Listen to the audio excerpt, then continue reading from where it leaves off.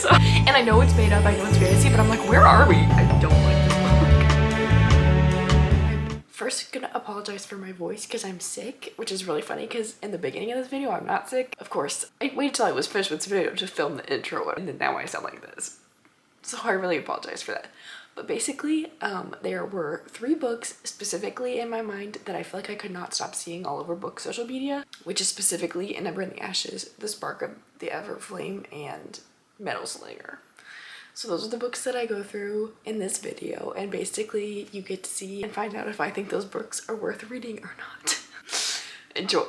So I'm starting with An Ember in the Ashes by Sama Tahir. I believe that's how you pronounce her name. I'm not entirely sure. Please correct me if I'm wrong. I'm 11% into it, page 42. This was the one that I was the most on the fence about because it's young adult and I'm trying to move away from young adult. They usually just don't really hit for me like adult books do. But I've seen this everywhere. Like everyone's talking about it. And I felt more inclined to like it because it's kind of intense. It's in a war-torn kind of setting. The main female character is in a very oppressed group in this world. So as weird as that sounds, that made me think that I was gonna like it more because it's about serious topics. Yeah, so I'm only 11% in, but I feel like I'm flying through it, which sounds extremely contradictory. But if you don't know the premise, one of our female main character, yeah, so basically her brother got arrested. She doesn't have any family anymore. So she's trying to find the rebel group against the government and join them. And then the other perspective we have is from Elias, which is the war college's, like he's in the war college to become one of those guards that basically raids families' houses and like tries to take out anyone who doesn't comply with their rules. Also, just found out by reading the description that it's inspired by ancient Rome, and I did not know that. I never read the synopsis of books, okay? So usually when I'm telling you what it's about, I'm finding out things too. Anyways, yeah, so I'm not that far in, but I'm really enjoying it so far, so I'm gonna keep reading it.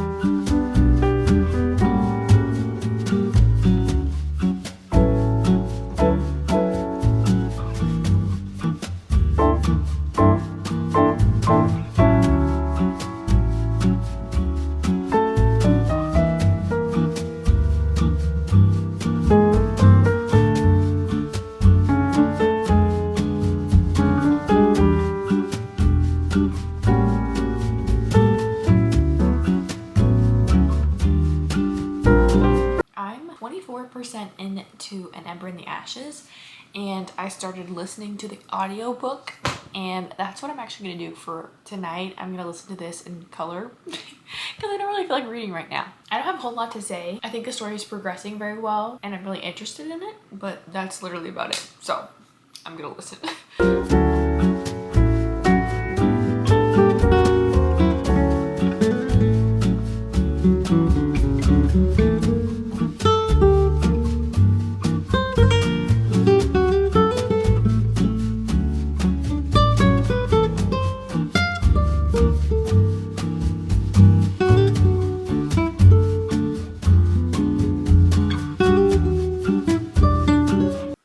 Listened up to chapter 22 on Spotify. I don't have a lot to say, to be honest, because it's kind of just, I mean, it's the first book in 4, I think it's a 4-book series.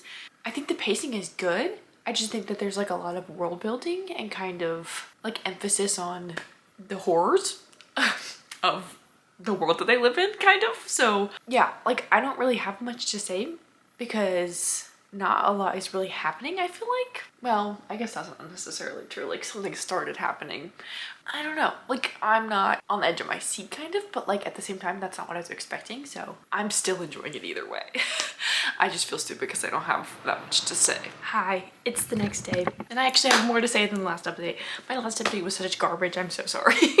I don't think I'm that much further because I just got home from work. Okay, so I'm on chapter 25. I'm at like the end of chapter 25. I don't know how much further that is than when I last said, I think that I'm disconnected from the characters because I really like the story. I think the plotline is very unique. I am really rooting, or I'm like really interested in the plot, and I really want to see how it unfolds, but I just don't feel very connected to the characters at all. And I don't know why, which is so funny because whenever I don't connect with characters, I'm like, why not?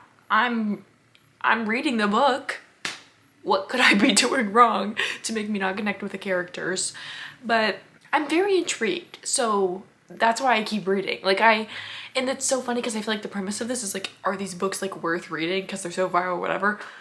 I don't really have an answer, which I guess is okay because I'm not finished yet, but like, I don't know.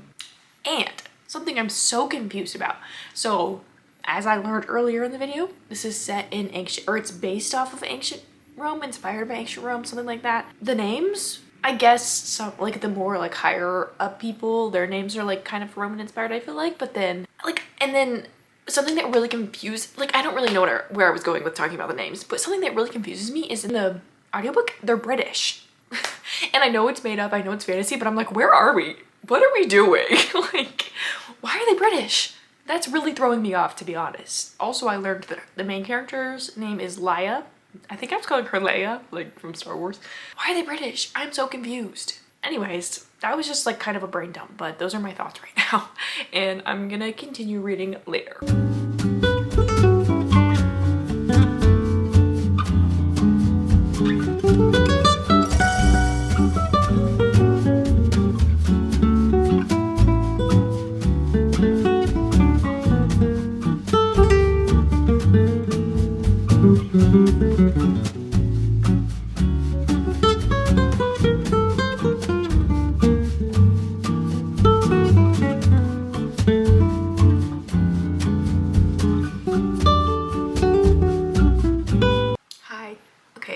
Feel the best, so sorry if I sound terrible. And also I apologize that my first update for reading Spark of the Everflame is that I don't like this book. I'm only 17% in, but I really do not like the female main character. She's terribly irritating, and I feel like the writing is like not my favorite, and it's very like cliche, stereotypical, like I don't know, like I feel like it's so predictable already. So the premise is there's like, oh okay, so there's like the kindred, the descendant, and like mortals. So the kindred are like gods, descendant are like children of kindred. I think I'm like only very loosely confident in this. Our main character is a mortal girl, but like it's very heavily hinted that she's not, obviously. Like I don't know what the description is, so I don't know if that's a spoiler or not. I'm also not even 100% sure she is one. Anyways, like there's a whole big thing where like her mom like kept her away from all like the descended people, and like that she doesn't know anything about them kind of thing, like keeping her in the dark from that entire, I guess, race of people. I don't really know. I really don't like this. So I think that right now I'm gonna start another very popular book called Slinger. It's also on Kindle Unlimited, and I probably could get to 17% in that and see maybe if I like that one better I can switch over, but I'm really not liking Spark of the Everflame.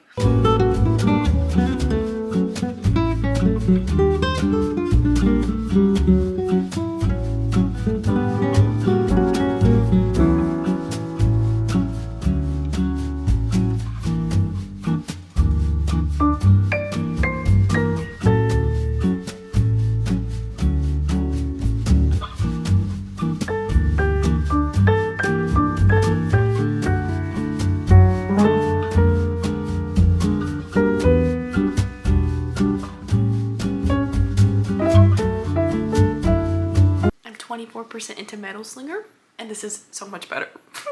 So I'm officially DNFing Spark of the Everflame. What can I tell you for this? So the context for this book is there's like two kinds of, I guess, people that we're reading about, which is the Kenta who live on land and the Alhara something, and they live on water, I guess. Honestly, that's unclear to me. Essentially, once a year the people that live on the water get to go to a market that the people on the land have to like buy their supplies because they're not allowed to interact except for that one trip. Main female character is a part of the guard, and she's like best friends with the heir of her people. I need to read the description. I don't know what I can tell you. Oh, I think it's called Alaha. Okay, anyways.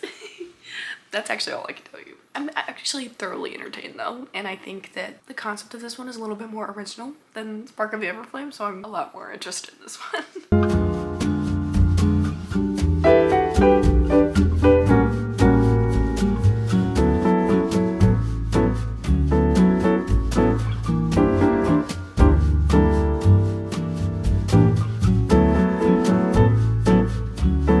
Update about Metal Slinger and I want to apologize for my voice. I'm very ill. Anyways, okay, so I'm 67% into it, page 326, and I'm so glad that I switched to read this one versus Spark of the Everflame. I know I already said that, but I just want to re-emphasize it. This book is really entertaining. It's very fast-paced. I do think that that's like one of my complaints though, is that I feel like we are moving so freaking fast. Like, what is happening? Not what is happening, but kind of like it's like event after event after event, and we do not spend any time unraveling like the mystery or like maybe plot points that could be buried in those very big events that keep happening. So I feel like we're kind of speed running this book, and I guess that's okay. Like, I don't know.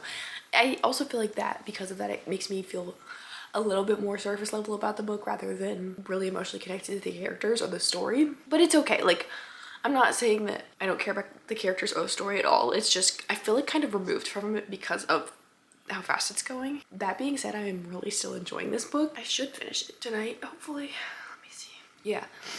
And I know that, so in my mind, as a chronically online book person, Emmy Rossum is the one who made this book famous because she talks about how crazy the ending is. So I'm super curious to get to the end of it to see what is happening. Overall, so far, it's definitely entertaining. I'm definitely hooked, but I would not say that this is one of my favorite books ever. But that's just for right now. We'll see how I feel afterwards.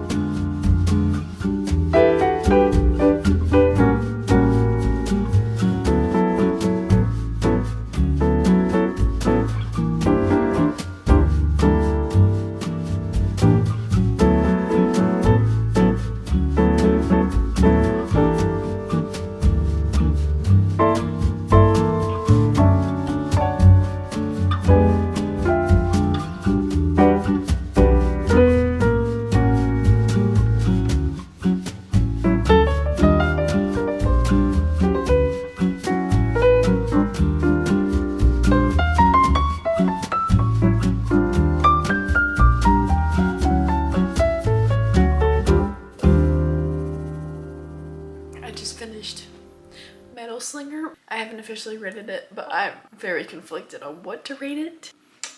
I don't think I liked that, actually. It was really entertaining, but I feel like the end kind of ruined it. I feel like at 60%, I was like, what are we doing? Where are we going? There's no, like, clear path, I guess? I don't really know, but I don't know, man. I did not enjoy that.